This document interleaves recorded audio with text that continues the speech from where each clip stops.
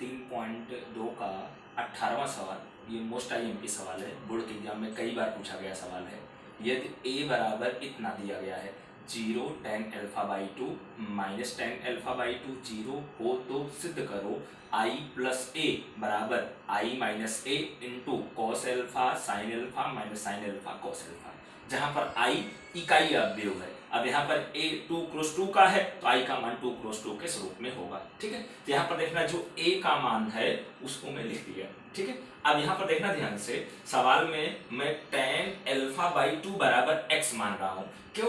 क्योंकि जो ये cos alpha sine alpha cos alpha है, इन सबको tan α/2 के रूप में लिखकर साइन cos tan इन सबको समाप्त करके संख्यात्मक मान प्राप्त करने का प्रयास करूंगा, इसीलिए ऐसा लिखा हूं। यहाँ पर मैं क्या लिखा हूं, माना हूं tan एल्फा बराबर आपका x माना हूं। तो साइन एल्फा साइन थीटा बराबर 2 tan थीटा बटे 1 plus tan square theta by 2 होता है ना। साइन थीटा बराबर 2 tan थीटा बाई 2 बटे 1 plus tan square theta by 2। उसी सूत्र से साइन एल्फा बराबर 2 tan एल्फा बाई 2 बटे 1 plus tan square alpha by 2। तो 2 tan एल्फा बाई 2 का मान x, तो 2x बटे 1 प्लस x स्क्वायर। इसी तरह से cos एल्फा का सूत्र 1 minus tan square alpha by 2 बटे 1 plus tan square alpha by 2। तो यहाँ पर tan एल्फा बाई 2 का मान रखेंगे तो 1 माइनस x स्क्वायर बटे 1 प्लस x स्क्वायर। ठीक है, अब यहाँ पर देखना जो सिद्ध करने वाला उसका LHS लिखा i प्लस a।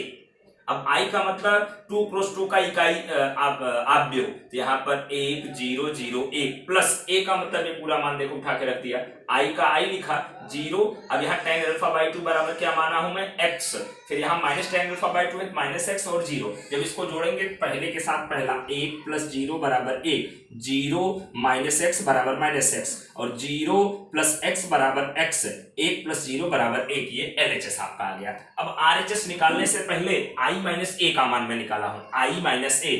i का मतलब आपका क्या है 1 0 0 1 माइनस a। अब a का मतलब यही है, अब इसके स्थान पर यहाँ x करके लिखूंगा 0x माइनस x 0, तो ये 0x माइनस x 0। अब यहाँ माइनस करेंगे तो यहाँ पर 1 माइनस 0 बराबर 1 आपका होगा, और फिर 0, अब यहाँ पर माइनस माइनस प्लस x हो जाएगा, फिर यहाँ पर 0 माइनस x आएगा, फिर 1 माइनस 0 आपका 1 आएगा, ये i माइनस a का मान। अब देखना RHS जो पूरा है इसको लिख दिया i minus a cos alpha sine alpha minus sine alpha cos alpha. ठीक है, अब यहाँ पर देखना i माइनस a का मान देखो निकाला हूं, इसको लिख दिया क्या है 1 माइनस x और 1। फिर उसके बाद यहाँ पर देखना जो cos alpha sine alpha minus sine alpha cos alpha, इन सबके मान रखूंगा। तो यहाँ cos एल्फा मतलब आपका क्या 1 माइनस एक्स स्क्वायर बटे 1 प्लस एक्स स्क्वायर। फिर उसके बाद देखना आपका साइन एल्फा है, साइन एल्फा का मतलब आपका क्या है 2x बटे 1 प्लस एक्स स्क्वायर। फिर माइनस साइन एल्फा तो माइनस 2x बटे 1 प्लस एक्स स्क्वायर। फिर cos एल्फा मतलब 1 माइनस एक्स स्क्वायर बटे 1 प्लस एक्स स्क्वायर। यहाँ साइन एल्फा cos एल्फा का मान रख दिया। अब यहाँ आव्यूह का गुणा करना है पंक्ति का स्तंभ में, तो यहाँ पर पहली पंक्ति पहला स्तंभ, एक का गुणा इसमें करेंगे तो वही का वही, फिर प्लस यक्स का गुणा इसमें करेंगे तो यक्स गुणे 2x मतलब 2x स्क्वायर बटे में 1 प्लस एक्स स्क्वायर। फिर देखना अब दूसरी पंक्ति का पहले स्तंभ में तो माइनस एक्स का गुणा इसमें करेंगे तो minus x into 1 minus x square बटे 1 प्लस एक्स स्क्वायर, पूरा वही का वही रहेगा। फिर उसके बाद एक का गुणा इसमें करेंगे, ये पूरा वही का वही। फिर इस तरह से पहली पंक्ति का दूसरे स्तंभ में एक का गुणा इसमें करेंगे, पूरा वही का वही। फिर उसके बाद यक्स का गुणा इसमें करेंगे तो प्लस यक्स इंटू ये पूरा वही का वही, देखो लिख दिया x into 1 minus x square बटे 1 प्लस एक्स स्क्वायर। फिर उसके बाद यहाँ पर ध्यान देना आगे इसका गुणा, अब दूसरी पंक्ति में होगा माइनस एक्स का गुणा माइनस 2x बटे 1 प्लस एक्स स्क्वायर में करेंगे, तो यहाँ पर देखना माइनस माइनस प्लस यक्स गुणे 2x मतलब 2x स्क्वायर बटे 1 प्लस एक्स स्क्वायर। फिर एक का गुणा इसमें करेंगे, ये पूरा वही का वही आपका हो जाएगा। अब इसको सॉल्व करेंगे, देखना हर समान है तो ऊपर अंश को जोड़ घटा के लिख सकेंगे, तो 1 minus x square plus 2x square पूरे का बटे 1 प्लस एक्स स्क्वायर। यहाँ भी हर समान है तो माइनस 2x प्लस अंदर गुणा करके लिख दिया x माइनस एक्स क्यूब बटे 1 प्लस एक्स स्क्वायर। अब यहाँ पर भी हर समान है तो यहाँ अंदर गुणा कर दूंगा minus x minus minus plus x cube और प्लस 2x बटे 1 प्लस एक्स स्क्वायर। फिर यहाँ पर भी हर समान है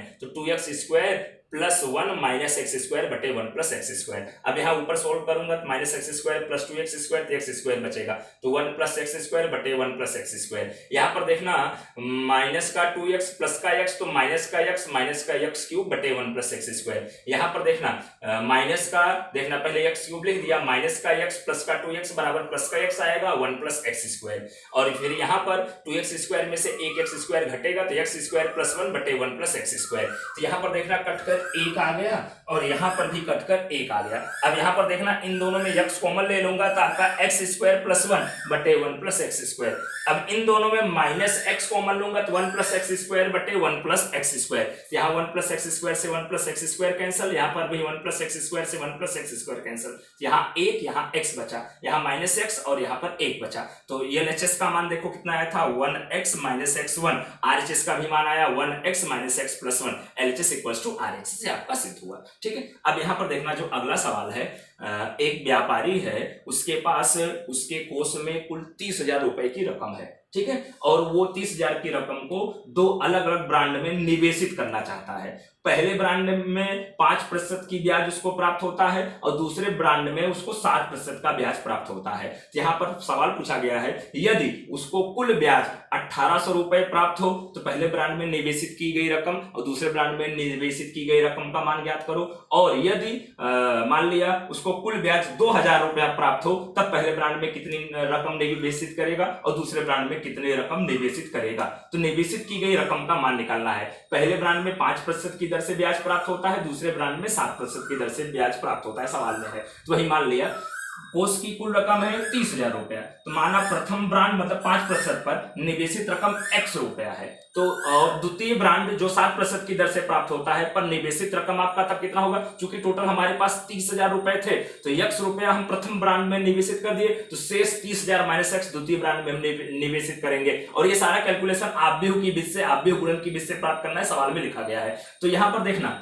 जो निवेशित रकम है उसको आव्यूह के रूप में लिख रहा हूं। निवेशित रकम के आव्यूह में देखना 5% में निवेशित रकम x माना हो तो x, और 7% में 30,000 माइनस x है 30,000 माइनस x। तो यहाँ पर देखना 1 क्रॉस 2 के आव्यूह में लिखा, मतलब ये आपका क्या हुआ, इसमें केवल एक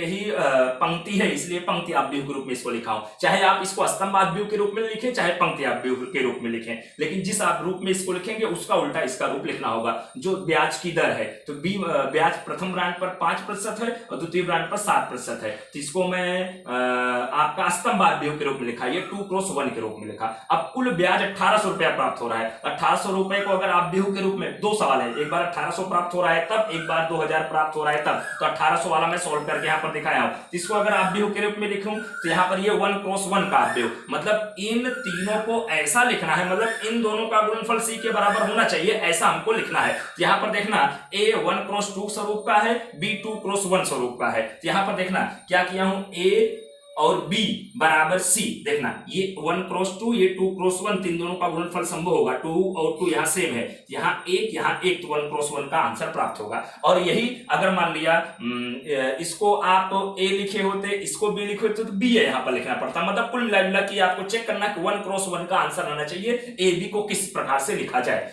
a का मान देखो लिख दिया और b का मान देखो लिख दिया और c का मान देखो लिख दिया। अब यहाँ गुणा करेंगे तो इसका गुणा इसके साथ ही, x का गुणा 5 में तो x का 5% प्लस 30,000 माइनस x का, इसमें 30,000 माइनस x का 7% बराबर 1800। तो यहाँ x का 5% x गुणे 5/100, 30,000 माइनस x का 7% मतलब 30,000 माइनस x गुणे 7/100 बराबर 1800। हर समान है, तिरछा उधर गुणा हो जाएगा, 5x 7 का गुणा करेंगे तो 7 21, 2,10,000 माइनस 7x बराबर 1,80,000 आपका हो जाएगा, तिरछा गुणा हो जाएगा। तो यहाँ पर देखना 1,80,000 इधर लाया तो 2,10,000 माइनस 1,80,000 बराबर माइनस का 7x उधर गया प्लस का 5x उधर गया, तो प्लस का 7x माइनस का 5x हो गया। यहाँ घटाएंगे 30,000 बराबर 2x, x बराबर कितना 30,000 बटे 2, तो x बराबर कितना आ गया 15,000। तो प्रथम ब्रांड में निवेशित रकम x माना था तो 15,000 रुपया, और द्वितीय ब्रांड में 30,000 माइनस x मतलब 30,000 माइनस 15,000 बराबर 15,000 रुपया आएगा। अब यही सवाल जो यहाँ 1800 कुल ब्याज लेकर किए थे, अब 2000 लेके आप लोग सॉल्व करना। प्रथम ब्रांड में कितनी रकम आएगी वो, द्वितीय ब्रांड में कितनी रकम आएगी वो आप लोग निकालना। ओके।